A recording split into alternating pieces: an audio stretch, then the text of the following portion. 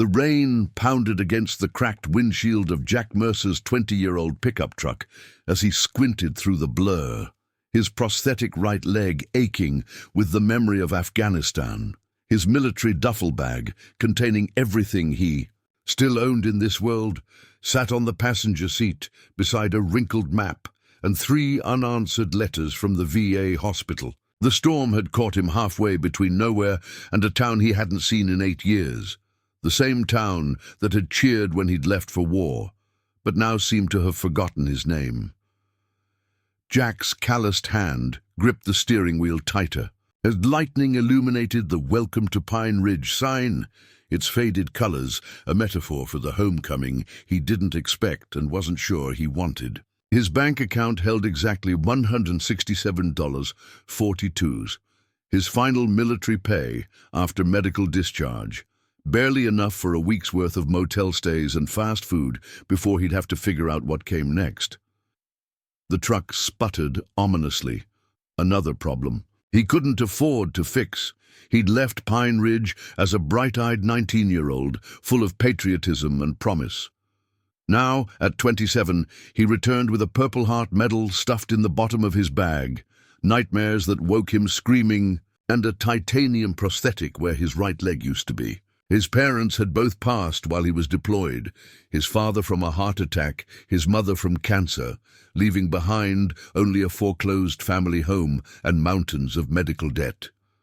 The pain in his phantom limb intensified as he pulled into the parking lot of the Crossroads Motel, its neon vacancy sign flickering pathetically against the storm-dark sky. Jack sat motionless as rain hammered the roof, postponing the moment when he'd have to step out, feel the rain soak through his worn army jacket, and begin the next chapter of a life he no longer recognized as his own. Inside the motel office, a heavy-set woman with bottle-blonde hair barely looked up from her television show as Jack signed the register with his military ID. "How many nights?" she asked, her voice flat with disinterest. "Just 2 for now," Jack replied, sliding across most of his remaining cash. He caught the momentary flicker in her eyes as she noticed his pronounced limp, the stiff way he favored his left side, but her expression quickly returned to practiced indifference. "Room 114, end of the hall," she said, handing him a key attached to a plastic tag, yellowed with age. "Checkout's at 11. The room smelled of industrial cleaner, barely masking decades of cigarette smoke. Jack dropped his duffel onto the sagging bed and limped to the bathroom, avoiding his reflection in the cracked mirror above the sink. He'd seen enough of what he'd become in hospital mirrors, the hollow eyes, the new lines etched by pain and loss, the beard he'd grown to hide the scar running along his jawline. A thin wall separated his room from the next, through which he could hear a business news channel reporting stock prices and economic forecasts. The voice of the anchor was crisp, confident, speaking of a world Jack no longer understood, a world of boardrooms and investments, while he worried about stretching his last dollars. Jack unzipped his duffel bag and removed a prescription bottle, weighing it in his palm before setting it on the nightstand, without opening it. The VA doctor had explained they were for the pain, both physical and otherwise, but Jack had been rationing them, unsure when he'd be able to refill the prescription. As thunder rolled outside the streaked window, Jack eased onto the bed fully clothed, his wet boots leaving mud on the faded comforter. Tomorrow he would need to find the local VA office, see about his benefits, maybe look for work, though what kind of job could a former infantry sergeant with one leg and nightmares find in a small town already struggling with unemployment? His phone buzzed with a text message from his former platoon mate Rodriguez. "You make it back to civilization yet, Sarge?" Jack stared at the screen but didn't reply. How could he explain that civilization felt more foreign than the war zone he'd left behind? Morning arrived with merciless brightness, the storm having passed and left behind a deceptively cheerful sky. Jack woke with a start, his heart racing from another nightmare that had him back in Kandahar, the explosion that took his leg replaying in vivid detail. For several disorienting seconds, he scanned the unfamiliar room for threats before reality reasserted itself. Pine Ridge, Crossroads Motel, civilian life. The digital clock on the nightstand read 5:43 a.m., old military habits dying hard. Jack swung his good leg off the bed first, then carefully positioned his prosthetic before attempting to stand. The morning ritual of reattaching his leg was a reminder of all he'd lost, a daily reckoning with his new reality. He winced as he fitted the socket over his scarred stump, the skin still tender despite the years of healing. After a quick shower in the lukewarm water that was all the motel's ancient plumbing could manage, Jack dressed in his cleanest pair of jeans and a faded flannel shirt, his civilian uniform. His dress blues and combat fatigues remained folded at the bottom of his duffel, artifacts from another life he couldn't bring himself to discard. The town of Pine Ridge looked smaller in daylight than Jack remembered. Main Street had acquired more empty storefronts than businesses, the recession having hit this former logging community particularly hard. The diner where he'd worked summer jobs as a teenager was still there, though the sign now read Maggie's instead of Ed's. Jack hesitated outside, studying the breakfast crowd through the window, searching for familiar faces, but finding none. Inside, the smell of coffee and bacon grease brought an unexpected wave of nostalgia. A middle-aged waitress with tired eyes approached, notepad in hand. "Coffee, black," Jack said, settling carefully into a booth that offered a view of both the door and the street. Another habit from deployment he couldn't shake. "You passing through or staying?" the waitress asked, filling his mug with coffee that looked strong enough to strip paint. "Not sure yet," Jack answered honestly. "Grew up here, but it's been a while." Something in his voice must have triggered recognition. She studied him more carefully. "You're Helen and Frank Mercer's boy, aren't you? Jack? You joined up after high school?" Jack nodded, surprised to be remembered. "Yes, ma'am." Her expression softened. "I'm Maggie. Bought this place from Ed when he retired. Your mom used to come in for coffee every Sunday after church." She hesitated. "I was real sorry to hear about your parents, and about—" Her eyes flickered briefly to where his prosthetic leg was hidden under the table. "Thank you," Jack said simply, unsure what else to add. The conversation died awkwardly, and Maggie retreated to serve other customers. Jack sipped his coffee and unfolded the local newspaper someone had left behind. The front page featured a story about Northridge Technologies opening a new manufacturing facility on the outskirts of town. The CEO, Richard Westfield, smiled confidently from a photograph, golden shovel in hand at the groundbreaking ceremony. The article praised him for bringing jobs to the struggling community and mentioned his background as a former Marine officer who had built his technology company from the ground up. Jack read the article twice, focusing on the mention of veteran, preference in hiring, and positions available immediately. It wasn't much, but it was a lead, possibly the only one he'd find in Pine Ridge. After breakfast, Jack made his way to the local VA office, a small, understaffed facility housed in a converted ranch house at the edge of town. The waiting room was crowded with other veterans, many older than Jack, some bearing visible wounds like his own. A handwritten sign apologized for the long wait times due to staffing limitations. 3 hours later, Jack emerged with a stack of forms to complete, instructions for filing for disability benefits online, and the crushing realization that nothing would happen quickly. The benefits specialist, overwhelmed and clearly burned out, had barely made eye contact while explaining that the backlog for processing claims was substantial. Jack limped back toward the motel, the midday sun intensifying the ache in his leg. He passed the town's war memorial, a simple granite obelisk listing the names of local men and women who had died in service. He stopped, scanning the newest additions, recognizing 2 names from his graduating class. He stood at attention and offered a silent salute before continuing his painful journey back to the motel.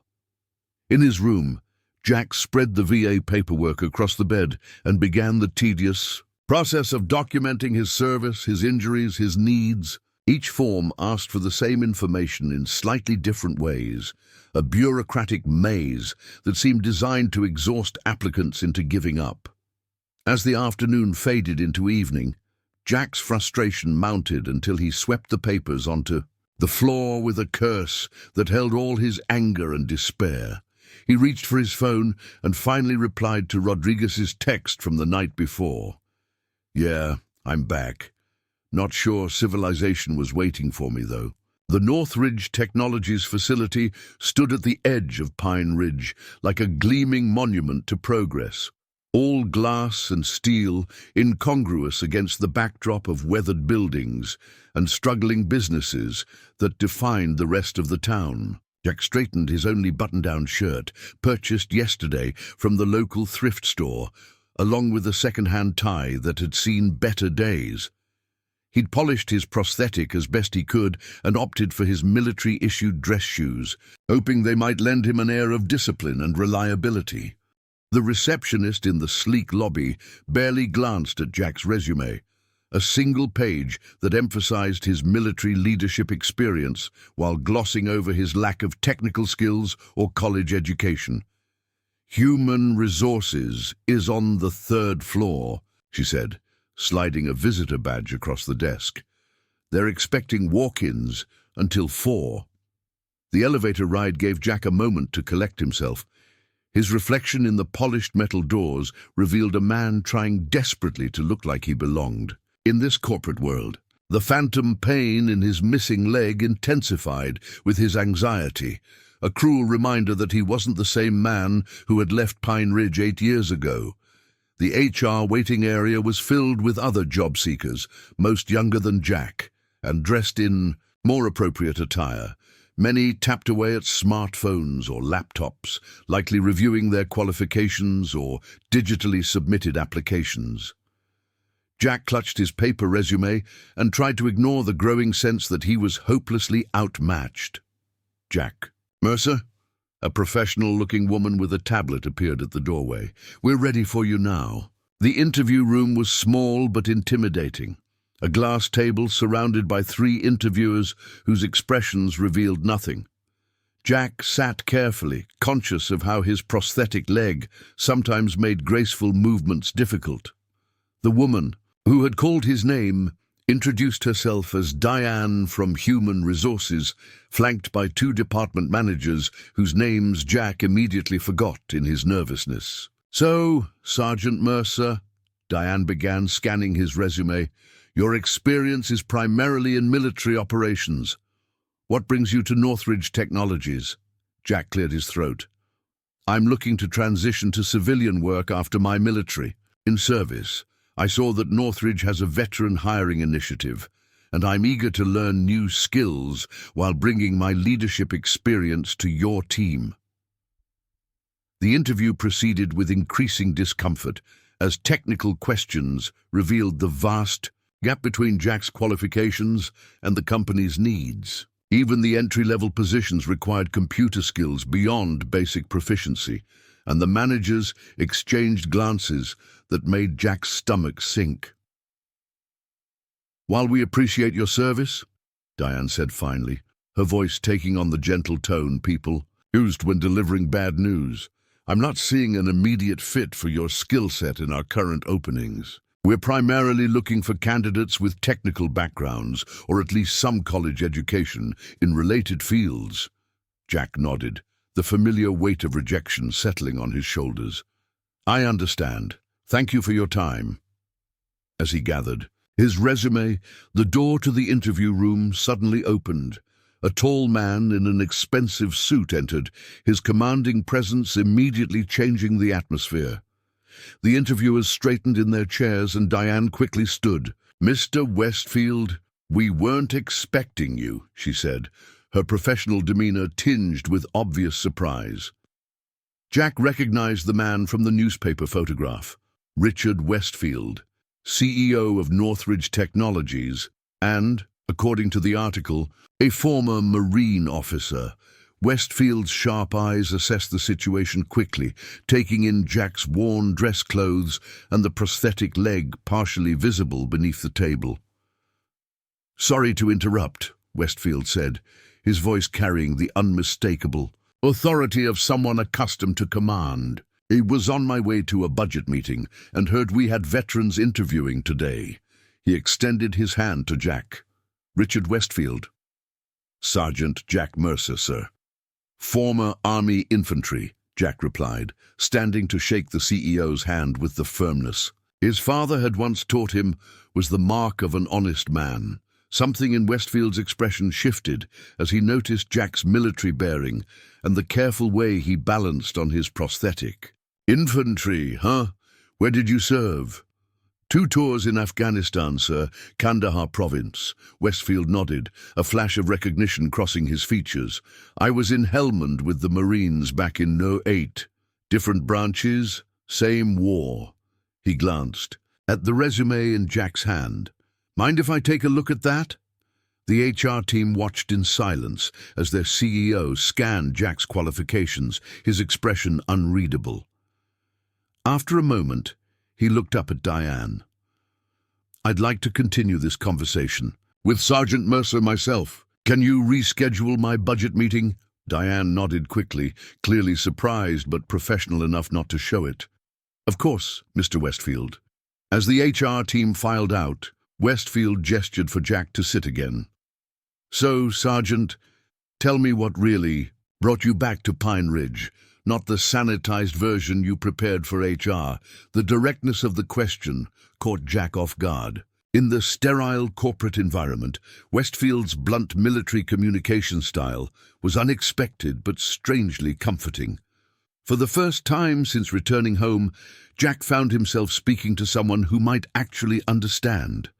Honestly, "Sir, I had nowhere else to go. Parents passed while I was deployed. Medical discharge after an IED took my leg, and Pine Ridge was the only place that had any connection to who I was before all that happened." Westfield listened without interruption, his eyes reflecting not pity but a soldier's recognition of another warrior's journey. As Jack finished, the CEO leaned forward, his decision apparently made. "Well, Sergeant Mercer, it seems Pine Ridge might have been exactly where you needed to be today." Westfield led Jack through the labyrinth of Northridge Technologies hallways, past curious employees who quickly averted their eyes when the CEO glanced their way. They eventually arrived at a private elevator that required Westfield's keycard to access. "My office is on the top floor," he explained as the doors closed, isolating them from the bustle of the facility. "We can speak more freely there." The silence in the elevator felt heavy with unspoken questions. Jack stood at parade rest out of habit, staring straight ahead at his reflection in the polished doors. The contrast between them was stark. Westfield, in his tailored suit, projecting success and confidence. Jack in his thrift store clothes, trying desperately not to look as out of place as he felt. "At ease, Sergeant," Westfield said with a hint of amusement. "We're not in the sandbox anymore."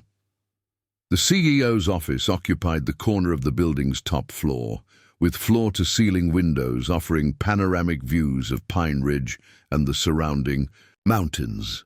Jack tried not to gape at the luxurious space, which was larger than the entire apartment he'd shared with 3 other soldiers during his stateside training. "Have a seat." Westfield gestured toward a leather armchair across from his massive desk. "Coffee?" "Yes, sir." "Black, if possible." Westfield pressed a button on his desk phone. "Melissa, could you bring in 2 coffees?" "Both black." He released the button and focused his full attention on Jack. "So, you lost your leg in Kandahar. Which battalion were you with?" "2nd Battalion, 508th Infantry Regiment, sir. Part of the 82nd Airborne, the 508th. Westfield nodded with respect. "You paratroopers saw some of the heaviest fighting. When did you get hit?" "April 2019.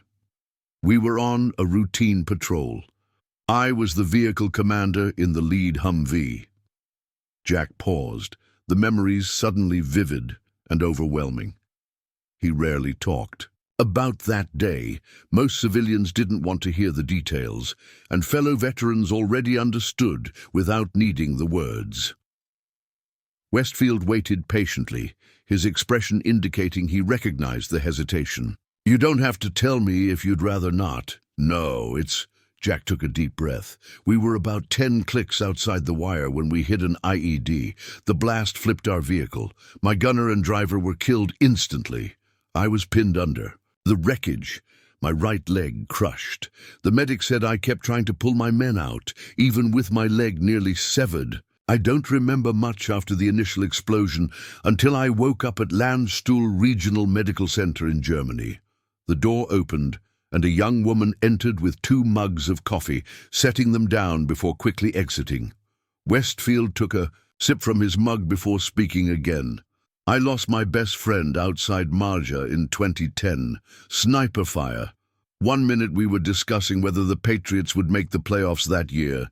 The next minute he was gone." Westfield's voice remained steady, but a muscle in his jaw tightened. Coming home was challenging. The admission surprised Jack. The successful CEO sitting across from him seemed light years away from the struggles of most veterans Jack knew. "How did you manage it, sir? The transition back?" Westfield stood and walked to the window, gazing out at the town below.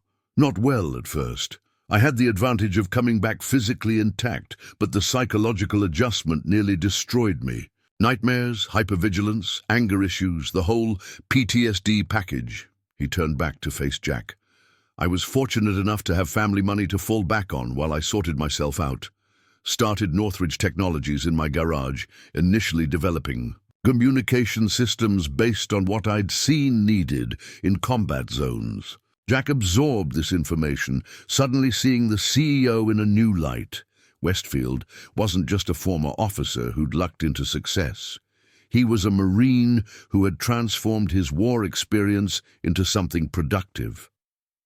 "The company grew faster than I expected," Westfield continued, "but I never forgot what it was like in those early days after discharge, feeling like I was speaking a different language than everyone around me, like I'd come back to a world that had no place for what I'd become." The coffee in Jack's mug had grown cold, untouched during Westfield's story. He picked it up now, needing something to do with his hands. "That's exactly it, sir. It's like I'm a ghost here, walking through my hometown, but not really part of it anymore." Something shifted in the atmosphere between them, a recognition, a shared understanding that transcended their differences in rank, branch of service, and current circumstances. In that moment, they weren't CEO and job applicant, or officer and sergeant, but simply 2 soldiers who had survived the same war. "The nightmares," Jack said suddenly, the words escaping before he could censor them. "Do they ever stop?" Westfield's expression softened almost imperceptibly. "They change, become less frequent for most of us. But I still have nights when I wake up back in Helmand, covered in sweat, reaching for a weapon that isn't there." Jack nodded, a lump forming in his throat. He hadn't discussed his nightmares with anyone since leaving the VA hospital. Not the way they left him shaking and disoriented.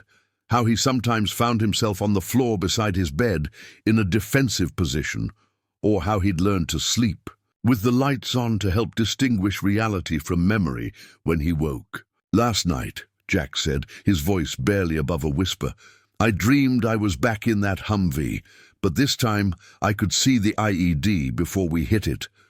I was screaming for the driver to stop, but no sound came out. I keep thinking, if I'd spotted it sooner, if I'd taken a different route, my men might still be alive." "Survivor's guilt," Westfield said quietly. "The heaviest rucksack we carry home." Jack looked up, meeting Westfield's gaze directly for the first time. The CEO's eyes held. No pity, only understanding. The look of a man who had walked through fire and recognized another who had done the same. "I didn't come in here planning to dump all this on you, sir," Jack said, embarrassment heating his face as he realized how far the conversation had strayed from professional topics. Sometimes the weight becomes too much to carry alone, Westfield replied simply. And sometimes the universe puts the right person in your path at the exact moment you need them. He returned to his desk and sat down, his demeanor shifting subtly back toward the professional. Now let's talk about what Northridge Technologies might be able to offer a decorated Army sergeant with leadership experience and first-hand knowledge of combat communications needs. The following week passed in a blur of new experiences for Jack. Westfield had created a position for him, Veteran Outreach Coordinator, with responsibilities that included consulting on military applications for Northridge's communication systems and establishing a more robust veteran hiring program. The salary was more than generous, and Jack had moved from the Crossroads Motel to a modest apartment downtown, paid for with his first advance. On this particular morning, Jack sat in his new office on the second floor, staring at a computer, screen filled with employee profiles and military service records. His desk was still mostly bare, save for a small American flag in a stand and a framed photo of his former platoon taken in Afghanistan before the IED attack. He'd been given a company email address, a sleek laptop, and business cards with the Northridge logo and his name embossed in silver lettering, all outward symbols of legitimacy that still felt foreign in his hands. A knock on his doorframe interrupted his thoughts. Diane from HR stood there, her professional smile firmly in place. "The quarterly board meeting is starting in 30 minutes, she said. "Mr. Westfield asked me to remind you that your presentation is second on the agenda." Jack's stomach tightened. "Thank you, I'll be there."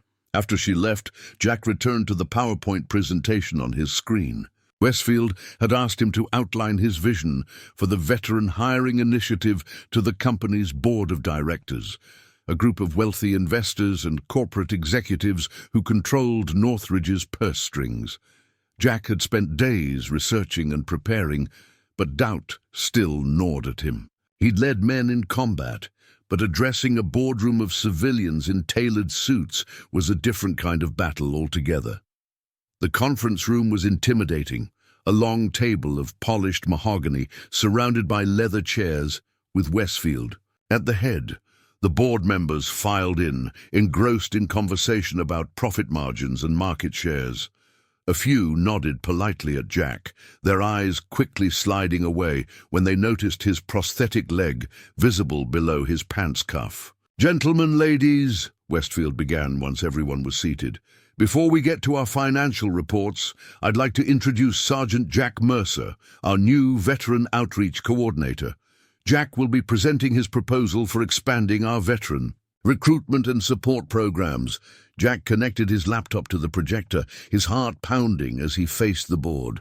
He began with statistics, veteran unemployment rates, retention metrics, the untapped potential of military-trained personnel, before outlining his three-phase plan for making Northridge a leader in veteran employment. Phase 1 focuses on recruitment and training, Jack explained, his voice steadier than he felt. "We'll establish partnerships with transition assistance programs at military bases and create training pathways that bridge the gap between military experience and our technical requirements." As Jack progressed through his presentation, he noticed one board member in particular, Walter Briggs, according to the nameplate before him, checking his watch repeatedly and frowning at the projected figures. "Phase 2 expands our support systems," Jack continued, "including mentorship programs pairing veteran employees with corporate leaders and resources addressing unique challenges veterans face in civilian workplaces." "Excuse me," Briggs interrupted, his voice carrying the clipped tone of someone accustomed to getting his way. "While this is all very admirable, I'm concerned about the cost-benefit analysis. These programs you're proposing would require significant investment with uncertain returns." Jack faltered momentarily before regaining his composure. "The final slide actually addresses the ROI. I've seen the projections, Briggs cut in again. They're based on assumptions I find questionable at best. The fact is, hiring veterans often means dealing with additional liabilities, mental, health issues, medical accommodations, training deficits. His eyes flickered briefly to Jack's prosthetic leg. In today's competitive market, can we really afford to prioritize charity over shareholder value? The room fell silent. Jack felt heat rising in his neck, a familiar anger building in his chest, the same rage that had landed him in therapy sessions at the VA after he'd put his fist through a wall during his recovery. "Walter," Westfield began, his tone warning. "It's all right, sir," Jack said, his voice perfectly controlled despite the storm inside him. He turned to face Briggs directly. "Mr. Briggs, I understand your concerns about shareholder value. Let me address them directly." Jack closed his presentation and stood straighter, abandoning his prepared remarks. The men and women who served didn't ask what the ROI would be when they signed up to protect this country. They didn't calculate the cost-benefit analysis of taking a bullet or losing a limb. He gestured to his prosthetic without breaking eye contact with Briggs. "This wasn't an additional liability I planned for when I enlisted at 19. The tension in the room was palpable as Jack continued, "But let me tell you what veterans do bring to your bottom line. Discipline, adaptability, technical training that costs the government millions, and leadership forged under conditions you can't replicate in any corporate training program. We're not asking for charity. We're offering an investment opportunity in personnel who understand that mission failure isn't an option." Briggs's expression hardened. "Emotional appeals don't change financial realities, Sergeant." "No, sir, they don't," Jack agreed. "Which is why my proposal includes metrics for tracking performance, retention rates, and innovation contributions. From veteran hires, the data from companies with similar programs shows veterans outperforming their civilian counterparts in retention by 17% and productivity by nearly 20% after the initial training period." Jack turned back to the room at large. "I'm not asking Northridge to make this investment because it's the right thing to do, though it is. I'm asking because it's smart business to capitalize on talent that your competitors are overlooking." Westfield was watching Jack with an unreadable expression, neither intervening nor offering support. This was Jack's battle to fight, and they both knew it. Briggs leaned back in his chair, clearly displeased, but momentarily silenced. Another board member, an older woman with silver hair and sharp eyes, leaned forward with interest. "I'd like to see more detailed projections on the training costs versus retention savings," she said. "But the sergeant makes a compelling case. My son served in the Navy, and I've seen firsthand the value of military experience in our family." "Business."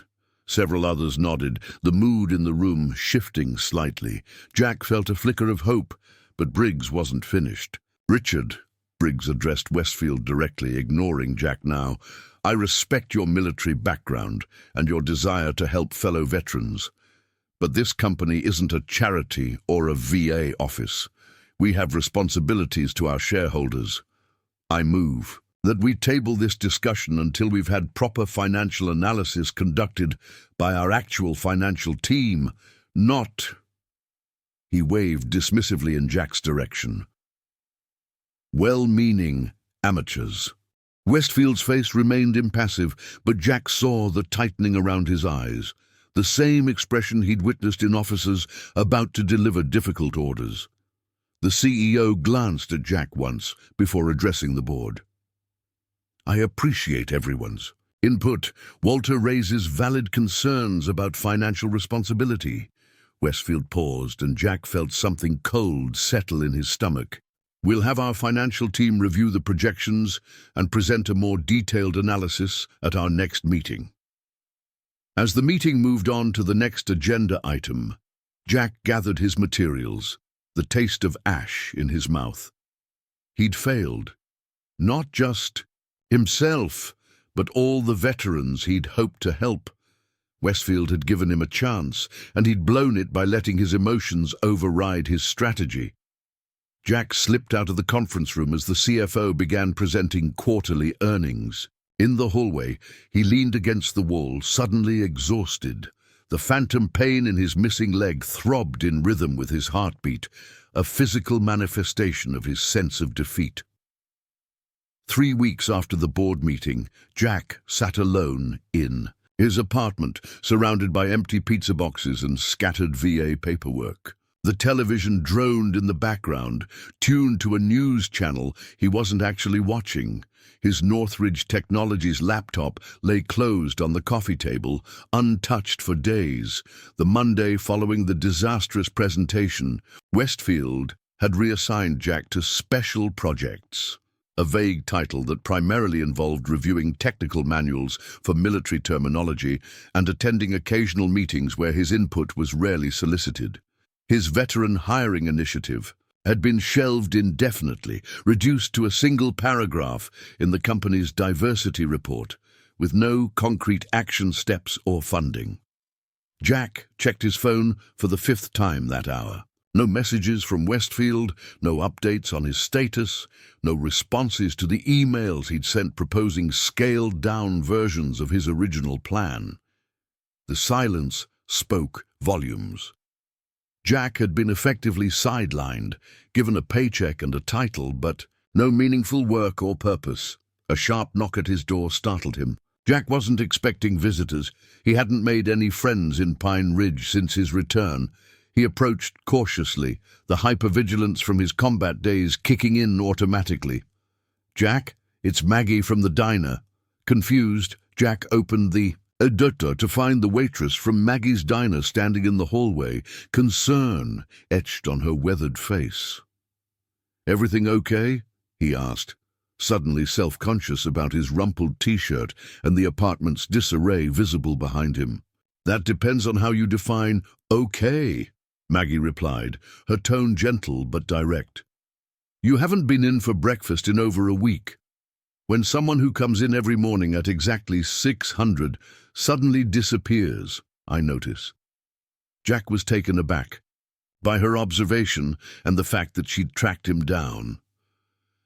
"I've been busy." Maggie's raised eyebrow made it clear she wasn't buying it. "May I come in? I brought pie." She held up a paper bag with the diner's logo. Too surprised to refuse, Jack stepped aside to let her enter. Maggie surveyed the apartment with a quick, assessing glance, but made no comment about its condition. Instead, she set the pie on the kitchen counter and turned to face him directly. "Your father used to do this too," she said. "Whenever life knocked him down, he'd hole up somewhere and shut everyone out. After your mother got sick the first time, he didn't come to the diner for nearly a month." The mention of his parents caught Jack off guard. "You knew them well?" "Small town," Maggie shrugged. "Everyone knows everyone. Your mother and I were in the same church group for years. Your father fixed my car more times than I can count when I couldn't afford the dealership rates." Jack sank onto a bar stool at the kitchen counter, suddenly exhausted. "I didn't know." "No reason you would," Maggie said, cutting a slice of apple pie and pushing it toward him on a paper plate she'd brought. "You were off fighting a war. But they were proud of you, Jack. Your mother kept your picture behind the register at the pharmacy where she worked. Your father wore that army dad hat everywhere, even to church." A lump formed in Jack's throat. He hadn't heard these stories before. By the time he'd been able to call home after his injury, his father was already gone, and his mother had been too sick to talk much about anything besides her treatments and hospital bills.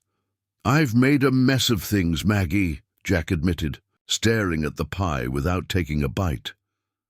"I thought I'd found a way forward at Northridge, a chance to help other vets, but I screwed it up, got emotional in front of the board, challenged the wrong person." Maggie listened without interrupting as Jack explained the board meeting disaster, Westfield's subsequent distance, and the growing sense that he was back at square one, tolerated but not valued, present but invisible. "The worst part," Jack concluded, is that I've let down every veteran who might have had a shot at Northridge. I had one chance to make a difference, and I blew it because I couldn't keep my cool. Seems to me, Maggie said carefully, that standing up for what's right isn't something to regret, even if it didn't go the way you hoped. Standing up doesn't help if nobody's listening, Jack replied bitterly. Westfield gave me a chance, and I embarrassed him in front of his board. Now I'm just collecting a paycheck for work any high school intern could do. Maggie's expression remained thoughtful. Have you asked him directly where you stand? He's barely spoken 10 words to me since that meeting. Always in meetings. Always. Too busy. Jack pushed the untouched pie away. I get it. He took a risk on me and I failed. The smart move would be to start looking for another job before he decides to cut his losses. Or maybe, Maggie suggested, he's waiting to see what you'll do next. If you'll give up or find another way forward. Before Jack could respond, his phone buzzed with an incoming text. It was from an unknown number, but the message made his blood run cold. Turn on Channel 7 News now. Jack grabbed the remote and changed the channel. The screen showed aerial footage of the Northridge Technologies facility surrounded by emergency vehicles, their lights flashing against the gathering dusk. The news anchor's voice filled the apartment. Developing situation. At Northridge Technologies headquarters, where reports indicate an armed individual has taken hostages on the executive floor. Sources tell us CEO Richard Westfield is among those being held. Police have established a perimeter and SWAT teams are on site. Jack stood abruptly, his mind racing. I have to go. Jack, wait. Maggie began, but he was already moving, pulling on a jacket and checking for his keys. The executive floor is the 5th floor. That's where Westfield's office is, where the boardroom is. Jack's voice had changed, taking on the crisp authority of a combat leader assessing a tactical situation. I know that building. I know the security layout. The police are already there, Maggie argued, following him to the door. What can you possibly do that they can't? Jack paused, his hand on the doorknob. I spent 8 years learning how to navigate hostile environments and negotiate life-or-death situations. For the first time since I've been back, those skills might actually matter. His expression hardened with resolve. Westfield gave me a chance when no one else would. I'm not going to sit here watching on TV while he's in danger.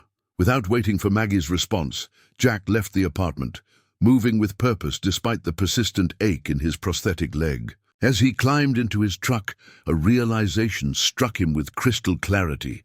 For the first time since returning to civilian life, the fog of purposelessness had lifted. In its place was the sharp focus he'd known only in combat. When the mission was clear and failure was not an option, the truck's engine roared to life, and Jack pulled away from the curb, heading toward the crisis that would either be his redemption or his final failure in a world that had never quite welcomed him home. The Northridge Technologies campus had transformed into a chaotic command center by the time Jack arrived. Police cruisers formed a perimeter around the building, their emergency lights painting the gathering crowd in alternating red and blue. News vans lined the street, reporters delivering breathless updates with the illuminated building as their backdrop. A police helicopter circled overhead, its spotlight sweeping across the upper floors where the hostage situation was unfolding.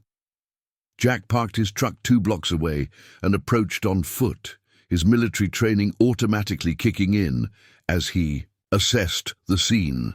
A police barricade blocked civilian access, but Jack noticed service vehicles had been corralled into a designated area near the building's east entrance. He spotted a catering van with Carlton Event Services emblazoned on its side, the company that supplied the executive floor's daily lunches, according to Melissa, Westfield's assistant. Circling around to the service area, Jack watched the police checkpoint, noting the officers were checking IDs but not conducting thorough searches. They were focused on keeping people out, not preventing someone from bringing equipment in. Jack approached a young man in catering uniform who was smoking nervously beside the van. "Hey," Jack said, keeping his voice low and casual. "You work the executive floor?" The caterer startled slightly. "Yeah, but not today, obviously. We're stuck out here until this is over. My manager's freaking out about all the food going to waste." Jack nodded sympathetically. "I work for Westfield directly, security team." The lie came easily, necessary for what he needed to do. "I need to get some building schematics to the police, but they've got me stuck out here too." "You have another uniform in that van?" The young man hesitated, eyeing Jack suspiciously. "Look," Jack pressed, allowing genuine urgency to enter his voice. "Westfield's life might depend on getting this information to the tactical team. I know the executive floor layout and security system details they need." Something in Jack's intensity must have convinced him. "There's an extra jacket in the back, but if anyone asks, I never saw you." Minutes later, wearing a Carlton catering jacket and carrying an empty delivery box, Jack approached the service checkpoint with practiced confidence. He flashed the catering company ID badge he'd borrowed. The photo wasn't a great match, but he was counting on the chaos and poor lighting to work in his favor. "Delivering coffee and supplies for the tactical team," Jack explained to the officer manning the checkpoint, gesturing toward the command center that had been established in the building's ground floor lobby. The officer barely glanced at the ID.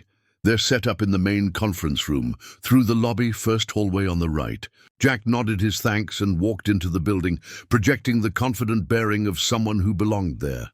Inside, the normally quiet lobby had transformed into a tactical operations center. Police officers, SWAT team members, and emergency personnel moved with controlled urgency, their voices kept low but tense. Jack set the empty box down behind a pillar and assessed the situation, listening to radio chatter and watching the command structure to identify who was in charge. A large digital floor plan of the 5th floor was displayed on a screen, with red markers indicating where hostages were believed to be held. Jack recognized Westfield's office suite and the main boardroom, where he'd given his ill-fated presentation weeks earlier. According to the tactical display, the hostage-taker had control of the executive suite and had barricaded the main entrance. 6 hostages, including Westfield, were confirmed inside. "The subject is demanding to speak with someone named Mercer," a tactical officer was saying to the group. "We've got no personnel by that name in the building directory." Jack froze, his blood running cold. The hostage-taker was asking for him specifically? Before he could process this information, he caught sight of a familiar face across the room. Walter Briggs, the board member who had opposed his veteran hiring initiative, was speaking animatedly to the police commander. "I'm telling you, this has to be related to the layoffs," Briggs was saying. "We had to let go of 37 employees from the manufacturing division last week. This could be one of them seeking revenge." Jack moved closer, staying just within earshot, while keeping his face partially hidden by the borrowed catering. "A gap, and you have no idea who this Mercer might be?" the commander asked. Briggs shook his head dismissively. "Some contractor, maybe? I don't concern myself with lower-level personnel." Jack felt a surge of anger at Briggs's cavalier attitude, but something else caught his attention. A live feed from a security camera showing the hostage-taker pacing in Westfield's office. Though the image was grainy, Jack immediately recognized the man's distinctive gait and the way he held his left arm slightly away from his body, a compensation for a shoulder injury. "Rodriguez," Jack whispered, stunned. Miguel Rodriguez had been his squad mate, the only other survivor from the IED blast that had taken Jack's leg. They'd recovered together at Walter Reed, but had fallen out of touch after Jack's medical discharge. The last Jack had heard, Rodriguez had been struggling with PTSD and having difficulty finding work. Jack's mind raced. How had Rodriguez tracked him to Northridge? Why take hostages? The Rodriguez he'd known had been solid, dependable, the kind of soldier who would give you his last bottle of water in the desert. Something had gone terribly wrong to bring him to this point. Making a split-second decision, Jack approached the command center, removing the catering cap.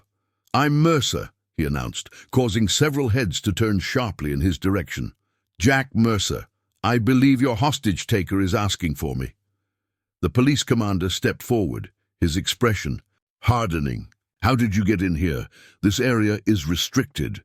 "That doesn't matter right now," Jack replied calmly. "What matters is that I know the man holding those hostages. His name is Miguel Rodriguez. We served together in Afghanistan." A flurry of activity erupted as officers moved to verify Jack's identity and information. Briggs pointed at Jack, his face flushing with recognition and anger. "That's the veteran Westfield hired for that ridiculous outreach program. He has no security clearance. To be here." The commander silenced Briggs with a raised hand, focusing on Jack. "You're saying you personally know the hostage-taker?" "Yes, sir. We were in the same Humvee when an IED hit our patrol. Only the two of us survived." Jack maintained direct eye contact, projecting calm authority despite the chaos around him. "I can talk to him. He'll listen to me. This is a job for trained negotiators, not some random employee," Briggs protested. "With all due respect," Jack countered, "your trained negotiators don't have 8 years of shared combat experience with the man up there. I do." He turned back to the commander. "Rodriguez is a good soldier. If he's doing this, he's desperate. Not evil. There's a difference, and it matters for how you handle this." The tactical team exchanged glances, clearly weighing the risks against potential benefits. The negotiator, a middle-aged woman with shrewd eyes, stepped forward. "What makes you think he'll respond better to you than to us?" "Because we have a bond forged in blood," Jack answered without hesitation. "In combat, your squad becomes your family. Something's gone seriously wrong for Rodriguez to do this, but that bond still exists. He's asking for me specifically because he knows I understand him in ways no one else here possibly could." A tense silence followed as the command team considered his words. Finally, the commander nodded to one of his officers. "Get him a vest and wire him up. But," he added, fixing Jack with a stern look, "you follow our protocol exactly. This isn't a military operation. It's a civilian hostage negotiation, understood?" "Yes, sir," Jack replied, feeling a surge of familiar purpose, the clarity that came with having a defined mission and clear stakes. As officers moved to prepare him, Jack glanced up at the security monitor showing Rodriguez and the hostages. Among them, Westfield sat with his characteristic calm, his eyes alert and assessing even in crisis. For the first time since returning to civilian life, Jack felt the pieces of himself aligning: his military training, his understanding of trauma, his connection to both worlds. Whether this ended in success or failure, he was finally serving a purpose that only someone with his unique experience could fulfill. Jack stood in the 4th-floor stairwell, adjusting the bulletproof vest that felt simultaneously familiar and strange against his chest. The tactical team had briefed him thoroughly on their approach. He would establish contact with Rodriguez via the executive floor phone system, attempt to build rapport, and work toward a peaceful resolution. 2. SWAT. Officers positioned themselves silently behind him, their presence both reassurance and reminder of what was at stake. "Testing communications, Mercer." The negotiator's voice came through the small earpiece they'd fitted him with. "Remember, your goal is to establish a connection and gather information. Don't make promises we can't keep." "Copy that," Jack replied, softly, then took a deep breath and dialed the executive suite's direct line on the phone they'd provided. The line rang 3 times before a voice answered, tense, wary, but unmistakably Rodriguez. "Who is this?" Rodriguez demanded. "It's me, Rod. It's Jack Mercer." Jack kept his voice steady, using the nickname that only their squad had used in Afghanistan. "I hear you've been asking for me." A long pause followed, filled with nothing but the sound of Rodriguez's breathing. When he finally spoke again, his voice had changed, becoming less hostile but more wounded. "Sarge, they actually found you?" "Yeah, they did. I work here now." Jack glanced at the SWAT officers, who nodded encouragingly.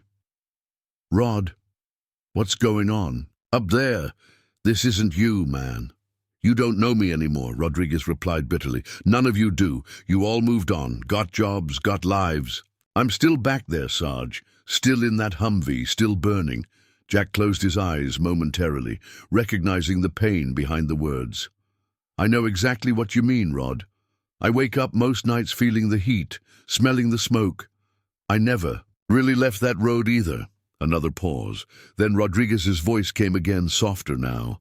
"They said you lost your leg. Right one below the knee. Got a fancy prosthetic now, though it's a pain in the ass on rainy days." Jack deliberately kept his tone conversational, establishing the connection between two veterans who understood each other's reality. "How about you come downstairs and see it for yourself? We can talk about whatever's bothering you face to face." "Can't do that, Sarge." Rodriguez's voice hardened again. "Not until they listen, not until they understand what they're doing." "Who's they, Rod? And what do you need them to understand?" "Northridge Technologies," Rodriguez spat the name. "They've been developing communication systems for the military, right? Systems that are supposed to save lives, protect soldiers." Jack frowned, confused by the direction of the conversation. "That's right. That's their main government contract. Except they're cutting corners. Their new battlefield communication system failed during testing last month. 3 soldiers died when they couldn't call for air support because the signal dropped in mountainous terrain." Rodriguez's voice cracked with emotion. "One of them was my cousin Sarge, Mario Rodriguez, 22 years old, first deployment." Jack felt like he'd been punched in the gut. This was news to him. Northridge had been touting their new tactical communication system as revolutionary, but he'd never heard about any failures or casualties. "I tried to tell them," Rodriguez continued.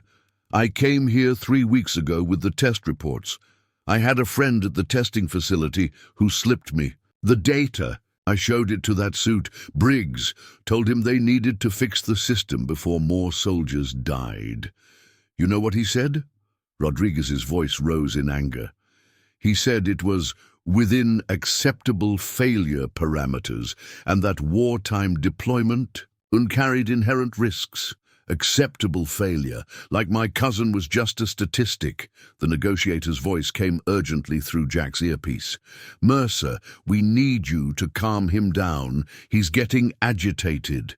Jack ignored the instruction, focusing entirely on Rodriguez. "I didn't know, Rod. I'm sorry about Mario. He deserved better."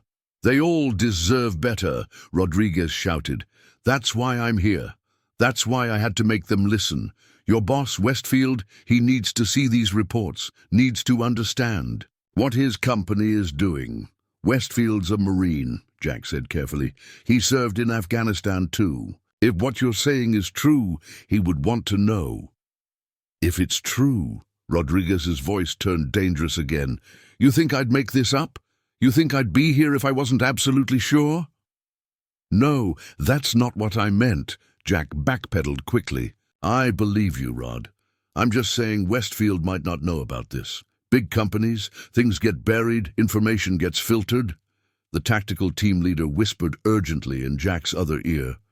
"We have no confirmation of any military casualties related to Northridge equipment. He could be delusional." Jack weighed his options carefully. If Rodriguez was delusional, playing along might be dangerous. But the pain and conviction in his former squadmate's voice rang true. Jack made his decision. "Rod, I need you to do something for me. I need you to put Westfield on the phone. Let me talk to him." After a tense silence, Rodriguez agreed. Moments later, Westfield's composed voice came through the line. "Mercer, are you all right?" "Yes, sir, I'm fine." "Are you and the others unharmed?" "We're all okay for now." Rodriguez is agitated but hasn't hurt anyone. He's got some kind of military report he keeps insisting we review. Jack nodded to himself. Sir, I think there might be something to his claims. He says Northridge's new communication system failed during testing, resulting in casualties, including his cousin. What? Westfield's surprise sounded genuine. I've seen no such report. Our last test phase was reported as successful across all metrics. The negotiator was practically shouting in Jack's ear now. Mercer, stick to the protocol. Don't get sidetracked by his claims. Jack made another decision, reaching up to switch. Off the earpiece. The SWAT officers tensed but didn't intervene. Sir, Jack said to Westfield, I believe Rodriguez is telling the truth.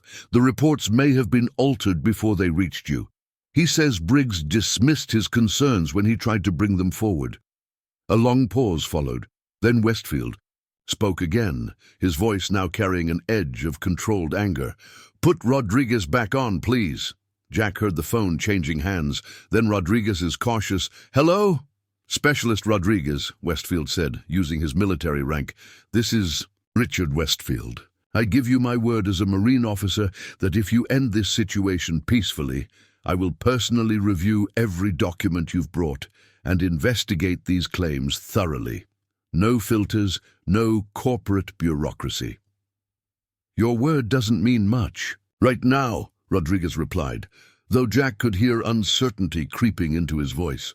Then trust Sergeant Mercer, Westfield countered. Let him come up. Show him your evidence. If he believes it's legitimate, I swear to you, I will act on it, regardless of the cost to Northridge or our contracts. Jack held his breath, waiting for Rodriguez's response. The stairwell was silent except for the soft crackle of the SWAT officers' radios. Sarge, Rodriguez said finally. You willing to come up here, just you, no cops? Jack looked at the SWAT team leader, who frowned but nodded reluctantly. Yes, Rod. I'll come up, just you and me, like old times. All right, Rodriguez agreed. 5th floor, executive suite. Come alone, or the deal's off. The line went dead. Jack handed the phone back to one of the officers. I'm going up. This is against protocol, the SWAT leader warned. We don't send civilians into hostage situations. I'm not a civilian, Jack replied with quiet certainty. I'm a sergeant in the United States Army, and one of my men needs help. Without waiting for a response, he started up the stairs to the 5th floor. The executive floor was eerily quiet as Jack approached the glass doors of Westfield's suite. Through the transparent walls, he could see Rodriguez standing tensely near Westfield's desk, a handgun held at his side. 5 hostages, including Westfield, sat along the far wall, their expressions ranging from terrified to remarkably composed. Westfield himself met Jack's eyes through the glass and gave an almost imperceptible nod. Jack raised his hands to show he was unarmed and pushed through the door. I'm here, Rod, just like I promised.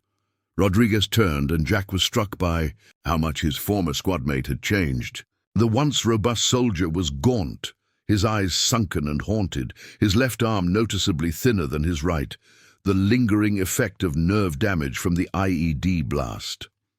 Sarge, Rodriguez said, his voice breaking slightly. You really do have a robot leg. A ghost of their old camaraderie flickered between them for a moment. Titanium alloy, Jack confirmed, taking another careful step forward. Costs more than my truck. Show me what you've got, Rod. Show me what was worth all this. Rodriguez gestured to a folder spread open on Westfield's desk. Test reports, performance evaluations, Mario's incident report. It's all there. The system drops signals in terrain similar to the Hindu Kush. They knew it and pushed for deployment anyway. Jack moved slowly to the desk and began examining the documents, acutely aware of the gun still in Rodriguez's hand. The reports appeared legitimate. Technical evaluations showing signal degradation under specific conditions, followed by casualty reports from a training exercise in terrain that matched those conditions exactly. This looks real, Jack said, meeting Rodriguez's gaze directly. "But this isn't the way to handle it, Rod. You know that." "I tried the right way." Rodriguez's hand tightened on the gun. "Nobody would listen." "I'm listening now," Westfield spoke, up from where he sat. "And I give you my word, this will be addressed. But it has to end here, peacefully." Jack stepped between Rodriguez and the hostages. "Rod, remember what Staff Sergeant Miller used to tell us? The mission isn't accomplished if you don't bring everyone home. These people aren't the enemy. They're just caught in the crossfire." Rodriguez's hand trembled, tears welling in his eyes. "They don't care about us, Sarge. They never did. We're just numbers to them, acceptable losses." "Not to me," Jack said firmly. "Never to me, and not to Westfield either. He was there, Rod. He knows." Jack carefully extended his hand. "Let me help you bring everyone home, including you." A tense silence filled the room as Rodriguez struggled visibly with his decision. Finally, his shoulders slumped, and he placed the gun in Jack's outstretched hand. "I just wanted someone to listen," he whispered. "I just wanted Mario to matter." Jack nodded, securing the weapon and placing his other hand on Rodriguez's shoulder. "He matters, and we're going to make sure everyone knows it." As SWAT officers flooded into the room to secure Rodriguez and evacuate the hostages, Jack found himself face to face with Westfield.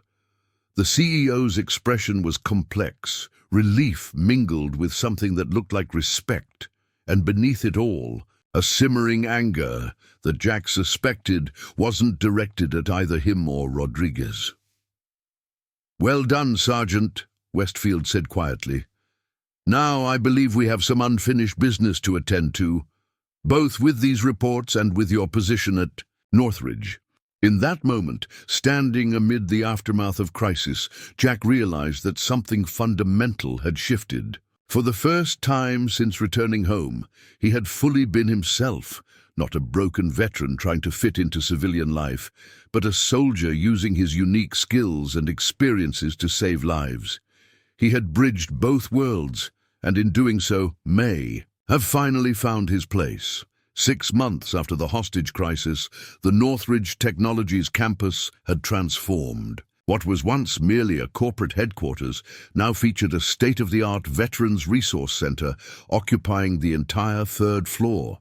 Through its glass doors, former military personnel worked alongside civilian colleagues, their shared mission evident in the focused energy that permeated the space. Jack Mercer stood at the center's entrance, watching new recruits, a mix of recently discharged veterans from various branches, tour the facility as part of their orientation. His reflection in the glass revealed a man changed from the desperate, lost soldier who had arrived in Pine Ridge less than a year ago. His posture remained military straight, but the haunted look in his eyes had been replaced by purpose. The prosthetic leg that had once been a source of shame now bore a custom design featuring his old unit's insignia, a point of pride and conversation rather than something to hide.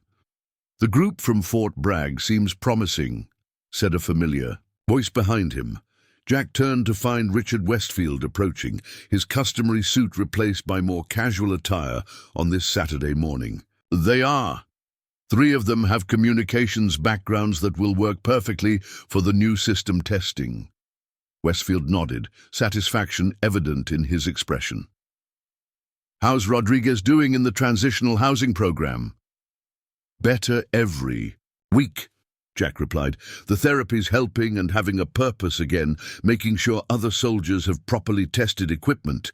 It's given him back his sense of worth. His court case is looking promising too. The DA's office is recommending probation and continued treatment rather than jail time, given the circumstances and your statement to the judge." The aftermath of the hostage situation had unfolded in ways no one could have predicted. Rather than burying Rodriguez's evidence, Westfield had launched a full investigation into the communication system failure. The results had been damning. Briggs and 2 other executives had indeed suppressed test data showing critical flaws. prioritizing contract deadlines over safety concerns. All three had been terminated and now faced potential criminal charges for fraud and negligence. The new system passed all field tests last week, Westfield said, pride evident in his voice. The improvements Rodriguez's team suggested made all the difference. Signal maintenance at 99.7% even in the most challenging terrain. That's what happens when you actually listen to the people who'll be using the equipment in the field, Jack replied, unable to keep a hint of satisfied vindication from his tone. Westfield smiled slightly, acknowledging the gentle rebuke. Lesson I won't forget again." He gestured toward the large conference room where the day's main event would soon begin. "Are we ready for the ceremony?" Jack checked his watch, a new one replacing the battered timepiece he'd worn throughout his deployment. "Everything's set. Press arrives in 30 minutes, families are already gathering in the atrium, and General Phillips just texted that he's 10 minutes out." Today marked the official launch of the Northridge Veterans Initiative, a comprehensive program that went far beyond mere hiring practices. Under Jack's leadership as newly appointed Director of Veteran Affairs, a position that came with both a substantial salary increase and a seat at the executive table, Northridge had established partnerships with VA hospitals, transitional housing services, and educational institutions across the country. The program had already placed over 100 veterans in positions throughout the company and provided support services to hundreds more. "You've accomplished more in 6 months than most executives do in years," Westfield observed as they walked together toward the event space. "The board is impressed, even the members who were initially skeptical. It's amazing what becomes possible when you have proper support and resources," Jack replied, "though I'm still getting used to boardroom politics. Give me a firefight. Over a budget meeting any day." Westfield laughed, a sound that had become less rare in recent months. "You're better at it than you think." That presentation last week on expansion plans had even Walter's replacement convinced. They paused at the entrance to the auditorium, which had been transformed for today's ceremony. A banner spanning the back wall read, "Serving Those Who Served." The Northridge Veterans Initiative. Rows of chairs faced a stage where representatives from military branches, veteran service organizations, and local government would soon gather to celebrate what had already been hailed as a model program for corporate America. Among the early arrivals, Jack spotted Maggie from the diner, dressed in her Sunday best and chatting with several former service members who now worked in various departments at Northridge. She caught his eye and gave him a thumbs up that made him smile. After the hostage situation, she had become something of a surrogate mother figure to Jack, ensuring he never missed a Sunday dinner and providing the kind of no-nonsense support his own mother would have offered. "There's someone I want you to meet before we start," Westfield said, guiding Jack toward a side entrance where a distinguished older man in a wheelchair waited. The man wore his military decorations on a perfectly pressed blazer, his bearing unmistakably that of a career soldier despite his age and physical condition. "Jack, this is Colonel James Westfield, my father."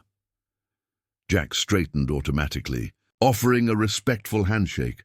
"Sir, it's an honor to meet you." The elder Westfield's grip was still firm, despite his years. "The honor is mine, Sergeant Mercer. Richard has told me about the remarkable work you're doing here." His eyes, the same steel gray as his son's, assessed Jack with the practiced evaluation of a man who had commanded troops in 3 wars. "More importantly, he told me what you did during that hostage situation, walking into danger to save others. That's the mark of a true leader." "I was just doing what needed to be done, sir," Jack replied, the standard response of soldiers everywhere when faced with praise for actions they considered merely necessary. "That's precisely my point," Colonel Westfield said with an approving nod. "The best leaders never see their actions as extraordinary, just necessary." Before the conversation could continue, Jack's phone buzzed with a message. "Excuse me, gentlemen, the General's car just arrived." As Jack moved to welcome the day's distinguished guest, he caught sight of a familiar figure slipping into the back row of seats. Rodriguez, dressed in civilian clothes but sitting with military posture, had been granted special permission to attend the ceremony as part of his rehabilitation program. Their eyes met briefly across the room, and Rodriguez gave a slight nod, acknowledgement between soldiers who had survived not just war, but the equally challenging battle of coming home. The ceremony itself unfolded with military precision. Speeches were made, ribbons were cut, and commitments were renewed. When it was Jack's turn to address the gathered crowd, he approached the podium with the same sense of mission that had carried him through combat zones and hospital recovery wards. "A year ago, I was a broken soldier sitting in a motel room with no purpose and no future," Jack began, his voice steady and clear.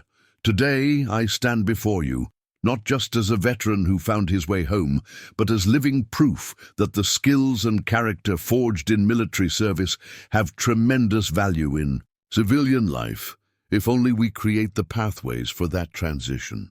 As Jack continued his address, outlining the initiative's achievements and future goals, he could see the impact of his words on the faces before him.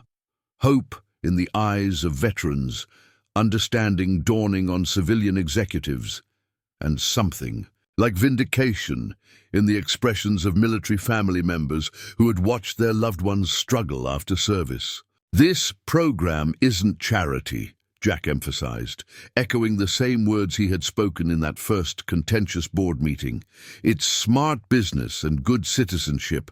The men and women who wear our nation's uniform bring discipline, leadership, technical expertise, and unparalleled work ethic to any organization fortunate enough to employ them. At Northridge, we don't hire veterans despite their service. We hire them because of it." When the formal proceedings concluded, Jack found himself surrounded by well-wishers, journalists, and interested corporate representatives seeking to replicate Northridge's program. As he navigated the crowd, answering questions and making connections, he felt a sense of belonging that had eluded him since his return from Afghanistan.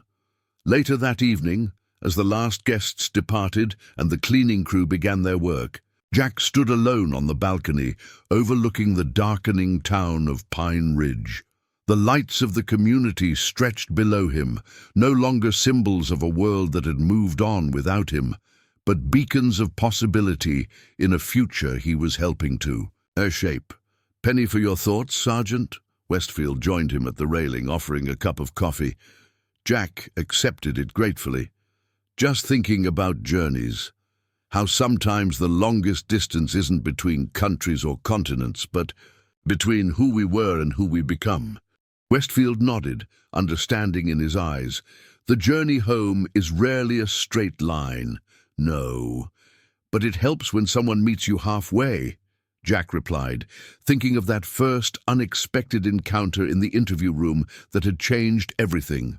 They stood in companionable silence for a moment, two soldiers from different wars and different backgrounds, united by a shared understanding of both sacrifice and possibility.